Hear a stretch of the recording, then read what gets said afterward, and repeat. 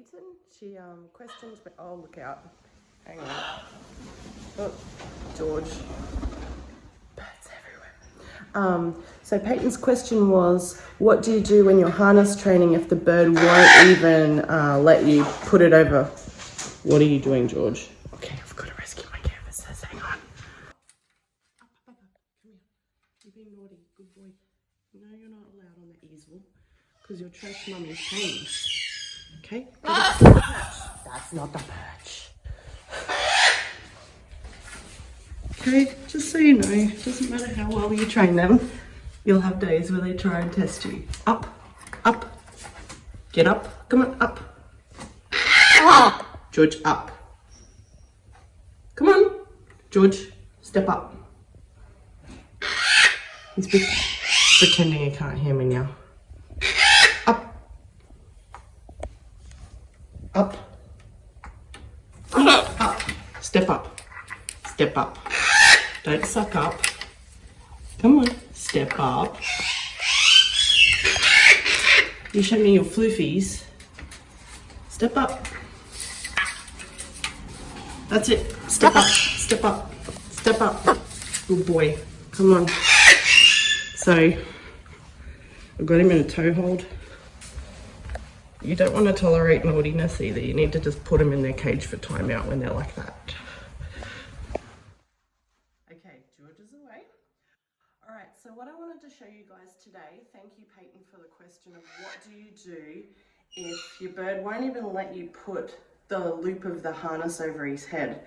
If you open up, this is an aviator harness. It's all tangled up at the moment.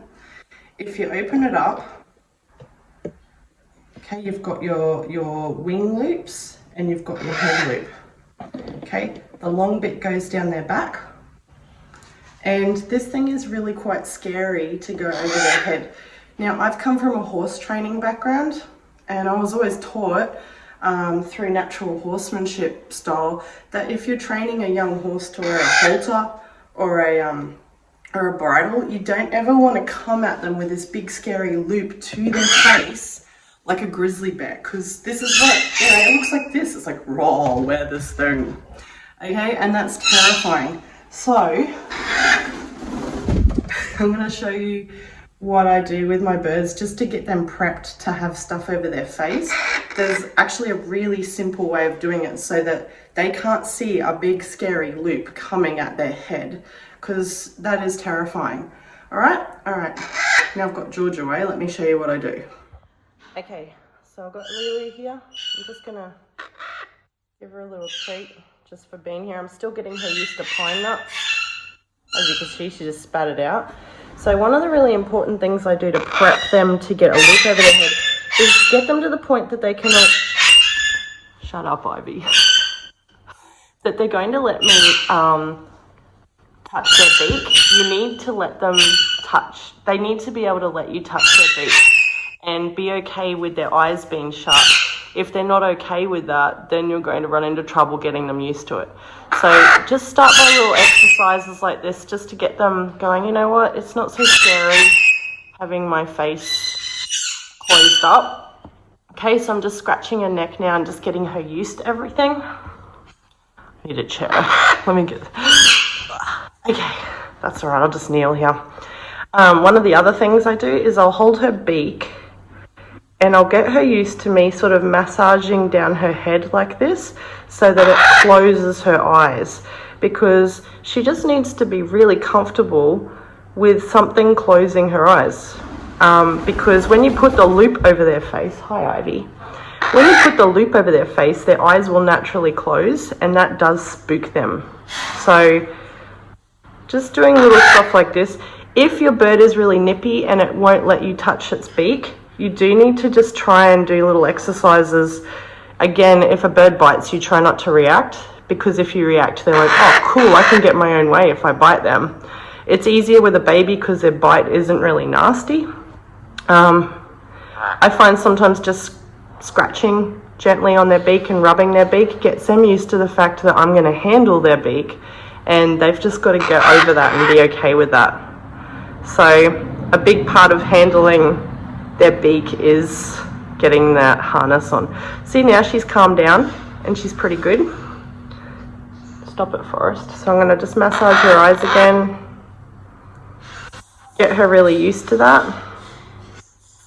Okay, second stage of doing this and getting her used to having a harness loop over her face is actually with the harness itself. So first of all, you set it up so that it's already in the position that it will go over her head. So remember, the long bit goes down her back.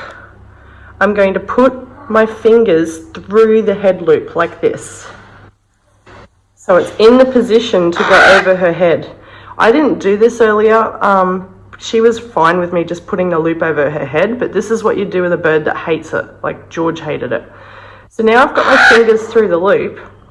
I'm just going to do the same stuff. I'm just going to massage her beak. See how she's enjoying that now? She's almost closing her eyes like, oh, this is relaxing. That is not relaxing. Don't do that in my ear. Okay, I'm just making it really chill. If you are hyped up and you are really heightened and you're in a hurry, you're not going to be able to calm your bird down. They feel your energy and they will freak out and go, oh my God, what's going on? Ivy is very timid and she'll only come and hang around you when everything's chill. So that's why she's come over too. Okay, so my fingers are through and her eyes are half shut. All I have to do then is just that. And it's a quick and easy thing and they barely know it's happened. Birds that are scared of getting the harness loop over their face, once you've got that done, that's half the battle won. Other birds have issues around the wings, and that's why we did exercises holding the wings up. Thanks, Ivy. That's why we did exercises holding her wings up as well. Biggest thing is you want them really calm, Ivy. You want them really, really calm. If they freak out when it's half on, they're going to have entanglement issues. They might hurt themselves, and that's when you're going to have a bird that's even more scared of the harness. So now this is on like this, and she is mega calm. I can gently lift her wings. No, you're not getting on my shoulder. And see, even now, she's starting to walk around. So we've got a little issue there that she could get entangled and it could spook her out of being able to wear the harness. So I've got to be really careful to manage that. And the best way to manage that is by just keeping her really super calm. If at any point your bird is not calm, you need to go back a step. Okay, you need to go back a step and go, okay, well, let's calm down again. Calm down. Again, as you can see, this harness is actually too big for her. I need to order her a smaller harness. She needs to grow into it. Okay, but number one, if your bird is having issues with the loop, work on the head massaging thing and the holding their beak. If they're having issues with the wings, then you need to, if they're having issues with the wings, you really need to work on the wings and getting them comfortable with you handling their wings before you even attempt to get the harness around them. Otherwise, they're just going to freak out. So little activities like lifting the wings, good girl, scratching under the armpit, all that stuff will just get them prepped for it. Okay, the next step is to hurry up and wait, as Pat Pirelli would say with natural horsemanship. Again, coming from a horse training background, I used to study Pat Pirelli's natural horsemanship, and it's about getting the animal to trust you. And I apply all that to my bird training now, actually. So it's just the same principles. It's still a prey animal. They're going to have flight rather than fight, and they will fight when cornered, very much like a horse. So if you use the same psychology, you can get very similar results, but the biggest thing is hurry up and wait, is my favorite saying of Pat Pirelli's, where you just calm down. Don't be in such a rush. Don't ever do this when you're in a rush, like I did, because I had to go to Curramine Beach on the weekend and I wanted to harness trained. I wouldn't ever recommend having yourself in a situation like that. I did spend 5 days prepping her though first, so I knew she'd be ready. Okay, taking it off is exactly the reverse. you don't want them, again, to have you don't want any incidents happening at this point where they're going to be freaked out and hate the harness. So it's just making sure before you start they're really calm. Forrest, stop biting my ear. Screaming Alexandrines doesn't exactly help, but that's okay. So I'm just undoing her belly first. She's wanting to step up on me, which, oh darling, which could cause injury if she steps her foot into the loop and then gets it trapped. So I just want to keep her really calm. So instead of forcing her, no, you cannot get on my shoulder, I'll just let her get up and then I'll put her back down. Oops, darling. I'm just going to stand up because it's easier. Okay, come over here. Okay, I really want to manage this foot going through the belly loop so that we don't have any incidents. Okay, now I'll loosen the belly loop. Sorry, it's hard for you guys to see because she's turned around. One wing at a time. Keep her nice and calm. Make sure her foot's okay. If you find any part of your bird doesn't like to be touched, whether it's the wing, the foot, the face, you need to really work on that before you actually try and get a harness involved. Otherwise, you're going to have accidents. See now, she's got her feet through the loop, which makes it difficult. And I want to be able to manage getting that out without upsetting her. Okay, now it's just a loop over her head. She's a little bit heightened, so I'm just going to calm her down again. Come on, you're okay. And she's trying to do a poop. There we go. If I can get her into a position where I can touch her beak and do this, I can just get it off before she even realizes it's happened. You right there, Forrest? Okay, so look, and then again, I'm going to hurry up and wait, not race off. I'm just going to go back to the reverse a little bit.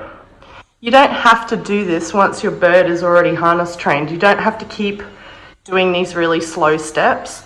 I'm just doing it because she's at the beginning stages. Once your bird is familiar with it, they should very happily go and do what they need to do. So now she's done that, I'm giving her a treat. She's only just starting to like pine nuts. Forrest, come here.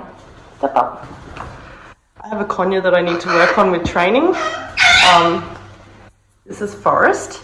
Forrest is my son's little conure, and he hasn't had a lot of handling. I was trying to let Daniel do it himself. So we're trying to work with Forrest. Gentle, gentle Leeloo, gentle. Oh, good girl, Leeloo. Good girl, gentle. Very good girl, good girl.